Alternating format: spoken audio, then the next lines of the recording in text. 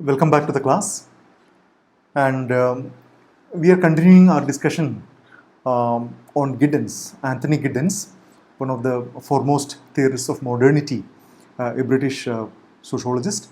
So, for the last 3 or 4 classes, we have been discussing his work, that is, the consequences of modernity, and we want to, I want to, conclude that discussion on this book, Consequences of Modernity.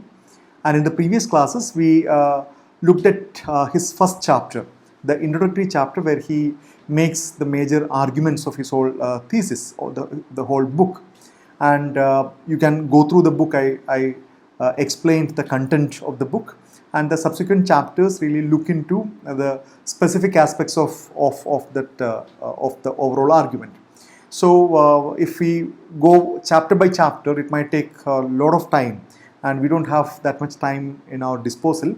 So instead of going in detail on the original essay or original chapters of this particular book, what I am doing is I am depending upon this book by Globalization Key Thinkers by William Jones, and this is one of the reference book that I have suggested for this course. So he has summarized the larger arguments of the subsequent chapters of this particular book. So for this chapter, for this class, as well as for the next class, where I am talking about his other book, that is the Runaway World, I am depending upon William Jones. Okay, I am depending upon William Jones's book, Globalization Key Thinkers. So I have the photocopies of different paragraphs which kind of summarize the overall arguments of the work. So in this class and in the next class, we are not looking at the original articles of Anthony Giddens, because it's a kind of a time-consuming effort.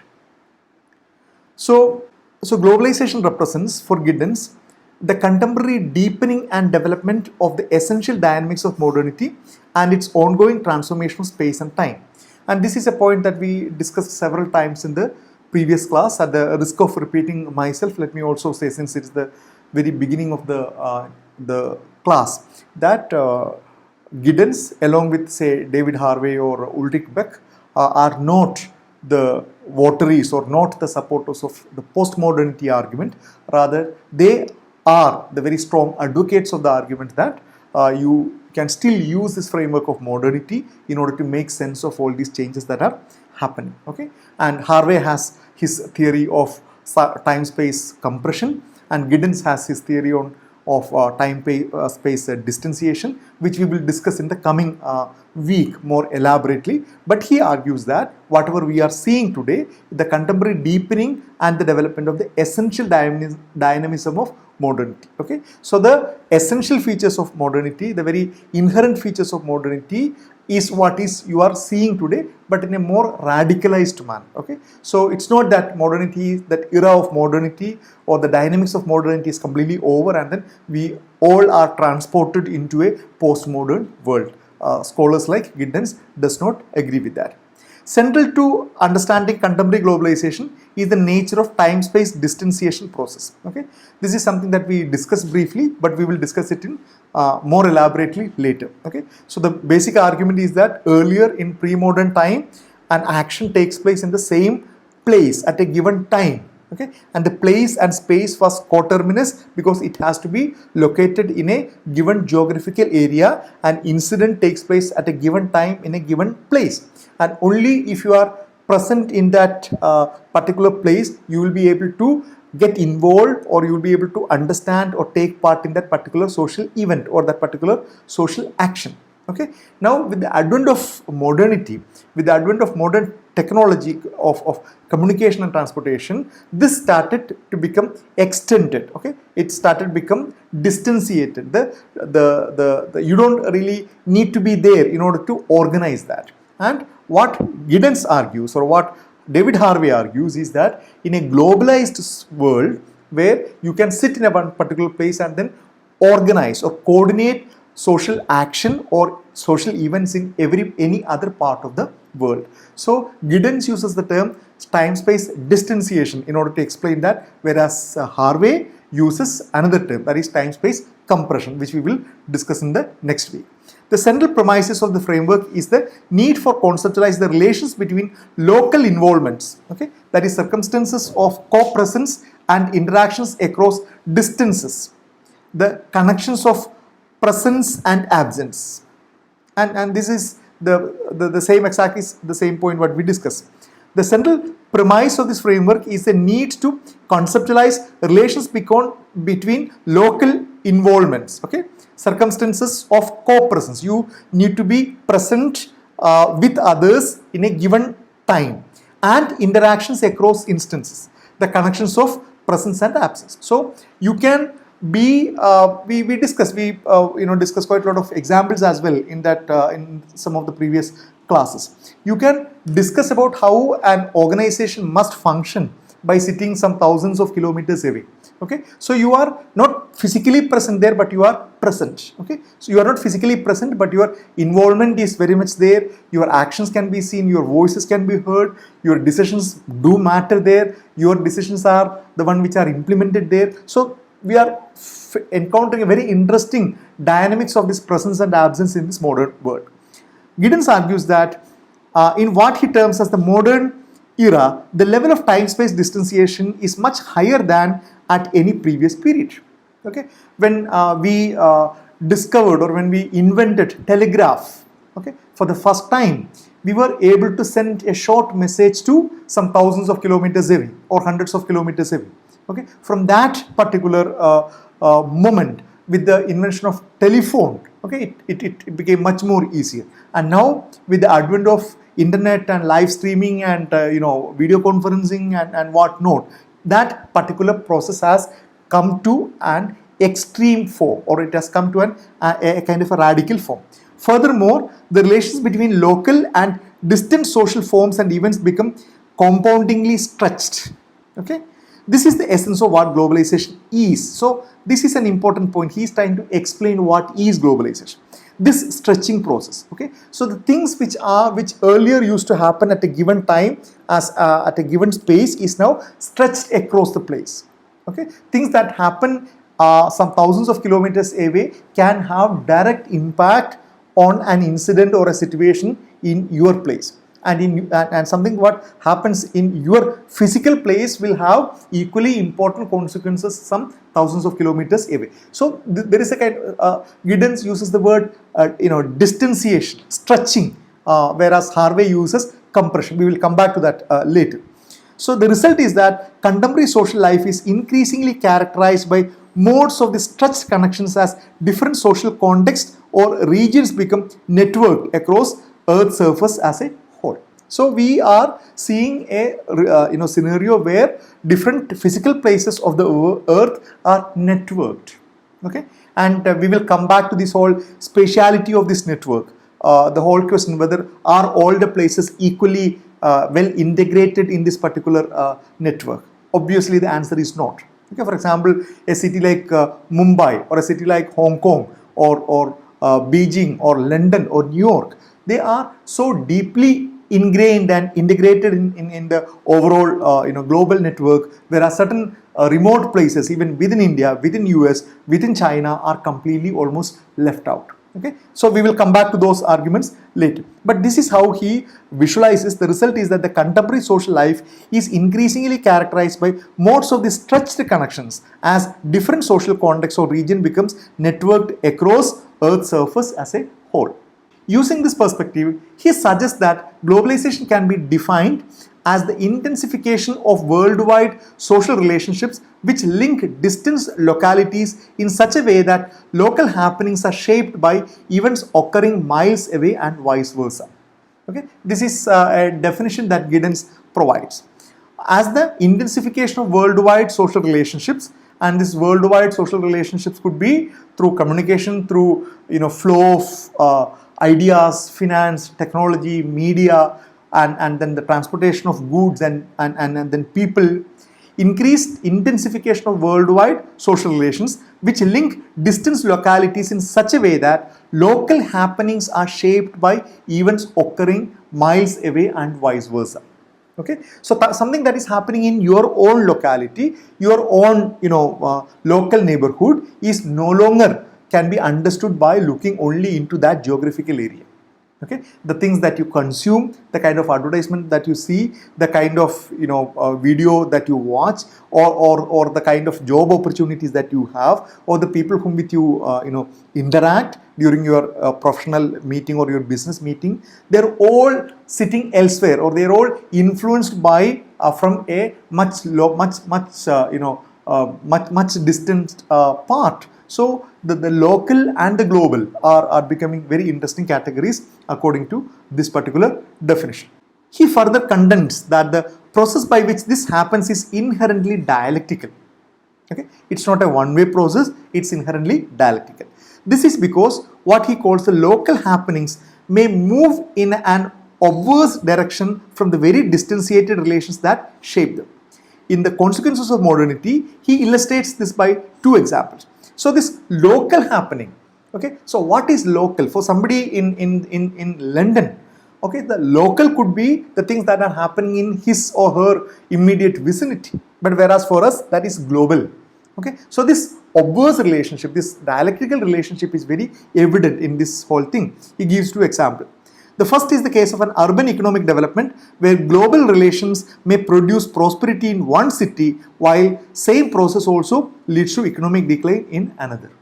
And we know that how that some of the cities or some of the, you're talking about urban expansion, urbanization, you're talking about the large scale investment of foreign capital in certain region.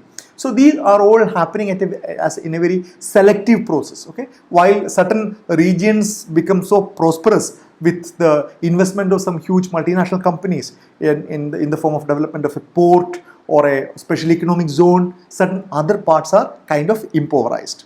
Giddens argues that this is the same process producing dialectically opposed outcomes. Second, and similarly, the development of globalized social relations serve in some places to diminish some aspects of nationalist feeling while simultaneously being causally involved in the intensification of more localized nationalist sentiments. And this is, I don't think that I need to elaborate this further, because globalization has in one side have given rise to attitude among the youth, among the people that you don't need to really cling on to this kind of nationalist identity beyond a point. You're all modern, you're all postmodern, late modern, you can become a global citizen, you can think about the globe, the whole world as your home, the kind of a cosmopolitan sentiment that we discussed earlier when we discussed Ulrich Beck. But at the same time, we are seeing large-scale backlash. We are seeing large-scale opposition to this kind of sentiments, and we are seeing people becoming more and more exclusivist. People showing more and more resentment against the other. Okay, people are increasingly declaring that this is our land and we don't want anybody else. We don't want outsiders. And these outsiders, such a broad category, it could be migrants, it could be refugees, it could be laborers, it could be tourists in some places. So these dialectical processes take place simultaneously in each of these places. Giddens therefore proposes that the world capitalist economy is one of four dimensions of globalization, which he develops from his fourfold classification of modernity. So this is an extremely important point where Giddens is talking about the four important inherent processes or features of modernity, and he sees globalization as an extension of the same processes. Okay, so the world capitalist economy is one, and the other three are nation states, the world military order, and the international division of labor. Okay, so this capitalist economy, which we will come back to again when we discuss David Harvey in the coming class, because we know that modernity is something very specifically built around modern forms of capital, modern forms of capitalism. Okay, so modernity, you can't imagine modernity, you can't visualize modernity without disconnecting it with that of feudalism. Okay, medieval period is connected with feudalism, and modernity, the emergence of modernity in Europe is specifically closely linked with the emergence of modern capitalist system. So you can't think of modernity without understanding its connection with capitalism, and definitely, according to Giddens and all social scientists, capitalist economy or capitalist form of economic activity is one of the most important features of globalization. And then what we are seeing today is, you can call it as late capitalism, you can call it as neoliberal capitalism, but still its foundational characteristics, its fundamental characteristics have not changed. We have not seen any alternative forms of economic activity or economic system. We are still very much a capitalist economy. In relation to the second, the nation state, Giddens argues that the main centers of power in the world economy are the capitalist states. Okay. Again, we have mentioned it several times that the rise of modern nation states, this is again a very important feature of modernity. The idea of the whole idea of a nation state having a sovereign power, and it is presiding over a given territory with its citizens, okay, not with its subjects. There's a huge difference between citizenship and citizens and then subjects. You talk about the king and the subject, okay, you never talk about the king and the citizen. Citizen is understood as a set of people who have certain kind of rights bestowed on them. Okay, so the relationship between state and citizenship is something very different from that of a monarchy and the subjects, or a king and the subjects, or an emperor and a subject. Okay, while the major agents of economic activity, firms, are to some degree insulated from the political realm and can wield immense economic power, he argues that the power cannot rival the states in some key respects. So it's very interesting, the whole discussion, even in the discussion on neoliberalism, we always come across this kind of a tension between the sovereignty of a nation state and the enormous power wielded by these huge multinational corporations. We know that there are several multinational corporations who are far richer than a large number of nation states in the world. Okay, at the same time, so can we say that these nation states have completely lost their sovereignty?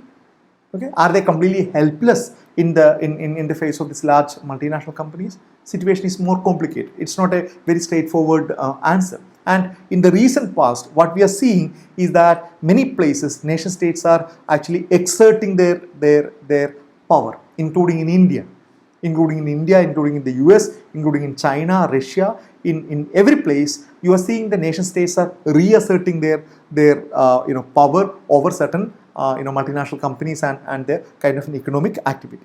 He emphasized, these areas are essentially the territoriality and control over the means of violence. So two things are in which the traditional power of the state has not diminished. One is about the territoriality, and you know that how this old-fashioned understanding of territory is still important. The geography is important. The soil is important. Your boundaries are very important. Okay, and we are not being able to move beyond that. Even when we say that the boundaries have become more and more porous, it's becoming more and more flexible, still these boundaries appear to be very important. And control over the means of violence. And this again, we know that the very important argument of Max Weber.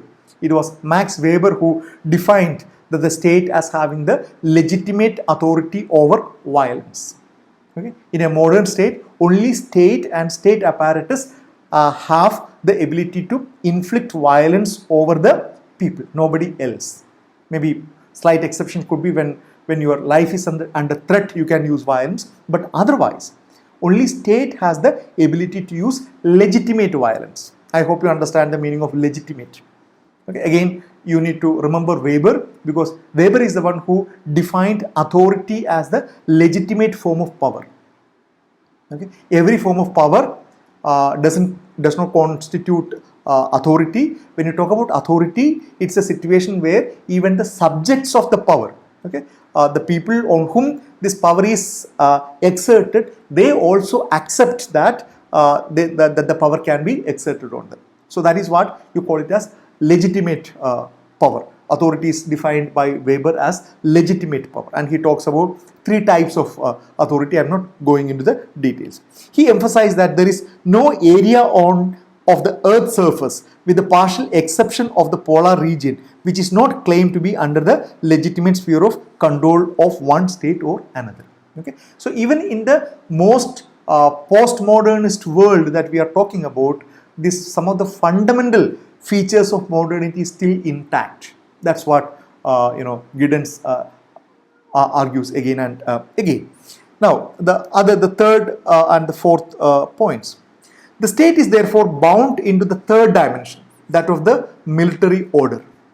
Giddens argues that this corresponds to the connection between the industrialization of war and the flow of weaponry and technique of military organization from some part of the world to other, and the alliances which states build with one another. And this is also very closely connected with the expansion of modernity, expansion of system of nation state, expansion of modern capitalist system, the connection between industrialization of war. What does it mean, industrialization of war? We know that this weapon industry is a huge multi-billion enterprise today. Okay, every country is scouting for more and more lethal weapons. In India, we know that India is one of the largest importers of weapons. Okay, we are spending billions and billions of rupees every year to procure more and more advanced weapon technologies. And we all know about this recent acquisition of the fighter planes from France. So is the case with almost every country. There could be very few exceptions. So that's a huge military industry is out there, and it's highly industrialized with quite a lot of private players in place. And the flow of weaponry and the techniques of military organization from some part of the world to others, and the alliance which states build with one another. He suggests these relations exist in the same dialectical pull-push as those between other dimensions of the Cold War. So in the US and USSR built on an essentially bipolar system of military alliances that was global in scope. The countries involved in these military alliances thus will necessarily accept limitations in their opportunities to forge independent military strategies externally. Furthermore, the globalization of military power is not confined to weaponry and alliance, but also concerns war itself. Giddens argues that two world wars attest to the ways in which local conflicts become global involvements. Although, as will be discussed later, this global-local division may be problematic.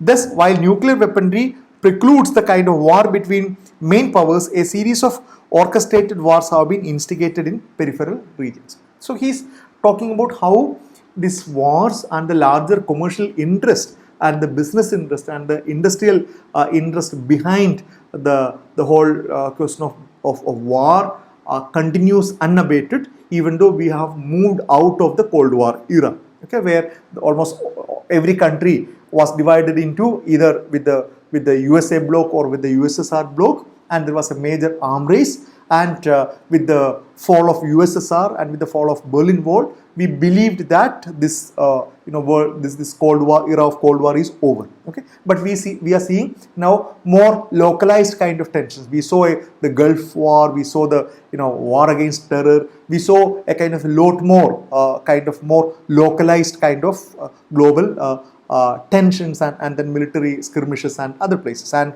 China recently, we know that is creating so much of heat in this part of this whole world. So this logic of military industrial nexus and the role of nation state has not changed much according to Giddens. The fourth dimension, that is industrial development, relates to the expansion of the global division of labor and the geography of production. Okay, so here again we know that the rise of industrialism in the Europe, it was heavily influenced by the colonial administration. the raw materials were taken from all the colonies and it was produced, and the finished goods were sold back in their colonies at a much higher prices, and that surplus created quite a lot of economic affluence and prosperity in these colonial states. Now, what has happened to that kind of a that kind of a process? He argues that both firms and states are bound into complex dialectical processes that produce global scale class relations and which separates workers from the means of production. Okay, this globalized industrial development is leading to differentiation between different areas of the world, both in terms of the level or order of job, task, and in regional specialization in terms of types of industry, skills, and the production of raw materials. He points to the diffusion of machine technologies as one of the major features of globalized industrialism and argues that it not only affects the sphere of production but also many aspects of day-to-day life. Furthermore, this diffusion of industrialism has created one world in a more negative and threatening sense, a world where actual or potential ecological changes of a harmful sort affect everyone on the planet. And now the relationship between industrialism, production, the process of production, and globalization is a very, very fascinating one. And I hope you remember when we discussed Arjuna Padure, he spoke about production fetishism.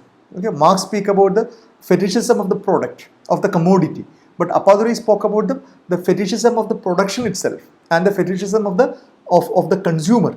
Now he is talking about a similar kind of a process where the workers are taken away from their means of production. That is understood with the very emergence of capitalism. But now this production is concentrated, it is divided, it is refashioned in such a manner that there is a kind of a division of labor across the globe.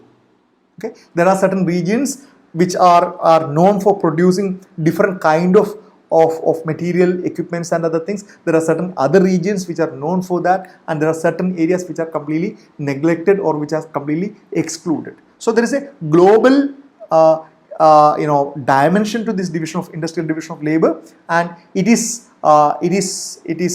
done solely on the basis of on the basis of this profiting, okay? on the basis of making more and more profit from a purely business interest or from a purely commercial interest of point. So furthermore, this diffusion of industrialism has created one world in a more negative and threatening sense, a world where actual or potential ecological changes of a harmful sort affects everyone on the planet. And whether it could be ecological changes or it could be even an economic crisis in a completely globally interconnected world. You can't have any economy which is completely isolated. And that's what we saw in 2008, the global meltdown. It significantly affected almost every country on the world. And India was able to withstand it significantly, but that is the whole scenario. And he goes on to discuss questions about trust and risk, which we discussed in the previous class. And there's one chapter in which he talks about the implication of trust and risk on individuals, on our own subjectivity. I hope you remember our discussion about expert systems and symbolic tokens and how modernity brings in these two very important elements.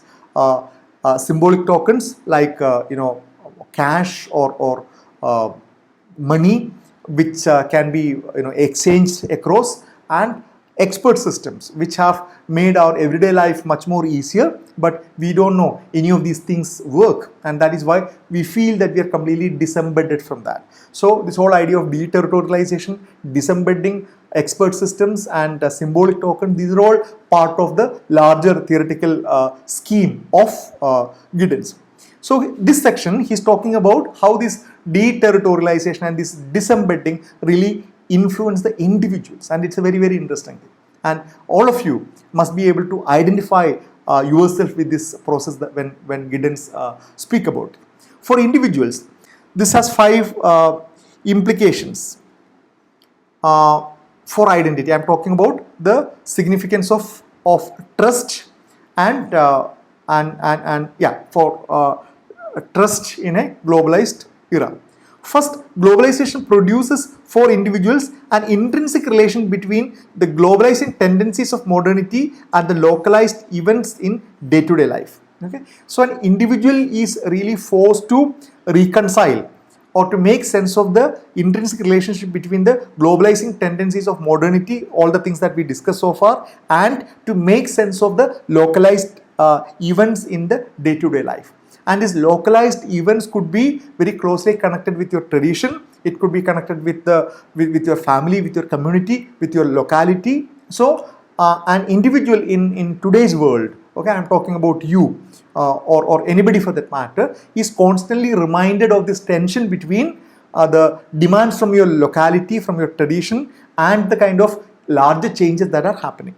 Second, individuals have to construct the self as a reflexive project, which amounts to finding their identity amid the strategies and operations provided by abstract systems. This is an extremely important point. Now, the whole question, who am I? Okay, you know that it's a very profound question. Every philosopher must have pondered over this whole question. But here we are talking about not a philosophical question of who am I, but a more sociologically rooted question. Okay, who am I? And this who am I is becoming more and more complicated in a globalized era. It becomes extremely difficult to identify ourselves. It's difficult to describe yourself. A simple description no longer will valid. And this is very different from people who lived in a pre-modern world, or even now people who live a more traditional life back in villages or in some remote areas. For them, who are they? Who they are is not a very profound question. It's a simple question. Whereas for somebody who is living in urban areas, who is exposed to this kind of arguments, counter arguments about identity, about sexuality, about various kind of concerns, various kind of ideological position, to talk about yourself, who you are, becomes a very reflective process. And this reflective process is complicated more by the abstract systems. Okay, you need to think about what is your sexual orientation, what is your position with respect to sexuality, with respect to gender, with respect to religion question, with respect to citizenship question. A host of other issues come into your own self-definition, self-identification, and makes your life more complicated. Third, individuals display a drive to self-actualization founded upon basic trust, which in personalized context can only be established by an opening out of self to others.